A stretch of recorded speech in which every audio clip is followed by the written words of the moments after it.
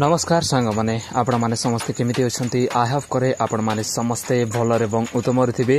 तो सांग माने आज एही वीडियो रे आपण माने पाई परबे सांग माने जदि आपण माने अपेक्षा करे रही छंती कोनोसी प्रकार वर्षा हेबो कि नाही तले वीडियो को आरंभ रो शेष पर्यंत देखंतु। ए प्रकार की आपण मानको मध्य लघुचाप हेबार संभावना रही होची। ए प्रकार केतोटी गोटे डिस्ट्रिक्ट रे बहुत ही लघुचाप हेबार संभावना रही छि। ता मध्य 5 दिन पर्यंत लघुचाप रहिबो। आज ठारू आरंभ है आज संध्याठारू आपण मानकर बहुत डिस्ट्रिक्ट गुड़ाक आज संध्यार मध्य बहुत वर्षा होची एवं एबे मध्य वर्षा होची एवं वर्षा सहित एवं बहुत प्रकार घड़घड़ी हेबार मध्य संभावनाटा रही। तो चलतु देखिनबा आज केउ केउ स्थान आपण मानको ए प्रकार केउ को डिस्ट्रिक्ट रे आपण मानको ए प्रकार वर्षाटा हेबो। तो देखंतु आसुची 2 लघुचाप ए सब जिल्ला रे प्रबल रु अति प्रबल वर्षा बात्या हेबो। राज्य रे एबे मौसमी सक्रिय रहितिबा बेले बंगोपसागर रे दाना बांधुछि पुनी एक लघुचाप।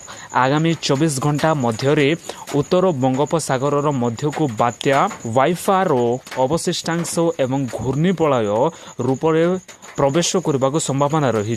यार प्रभाव रे परवर्ती 24 घंटा मध्य रे मिसुची 2 दिन मध्य रे उत्तर बंगोपसागर अंचल रे एक लघुचाप क्षेत्र सृष्टि हेबार संभावना रही। गुरुवार सुधा घूर्णी बलय सृष्टि होई क्रमश लघुचाप रूप नेब। फल बुधवार समस्त 21 जिले में प्रबल रु अति प्रबल वर्षा नहीं आंचलिक पाग विज्ञान केन्द्र येलो वार्निंग जारी करिछि।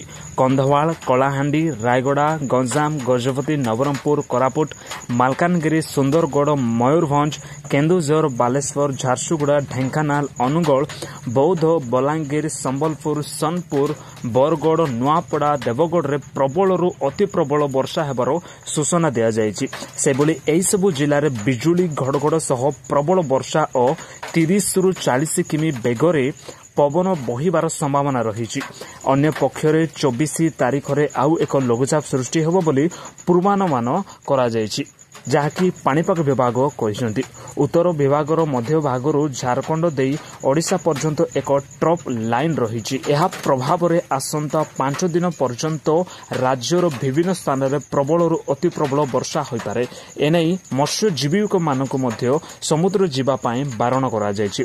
तो जो माने मध्य माछ धरुछंती से माने बिल्कुल भी माछ धरिबा को जिबे नै। एई 4-5 दिन पर्यंत आपण मानकर घड़घड़ी सह वर्षा हेबार संभावना रही। तो मत्स्यजीवी मैंने कौन करेंगे ना कि बाहर को जाकर कौन से प्रकार माछ धरबार चेष्टा करेंगे ना। कारण आगामी आपण माने न्यूज माध्यम शुणी पारुथिबे कि बहुत लोक मानकर वज्रपात देकर से मृत्युवरण हो जाइछि। एही मझे आपण माने न्यूज गुड़ाक शुणिथिबे कि 2टी स्त्रीटा कौन होइछि गोटे स्त्रीटा मरी जाइथिले एवं गोटे स्त्री कौन करिसेंति कि आहत हेतबार न्यूज आपण माने शुणी पारिथिबे। तो सांग माने एहा तेला किछि मुख्य अलर्ट मुख्य खबर जदि खबर माध्यम कौन विषय जानि पारिसेंति ताल गोटे लाइक करेंगे एवं यही यूट्यूब चैनल को सब्सक्राइब संपूर्ण करेंगे। जय हिंद।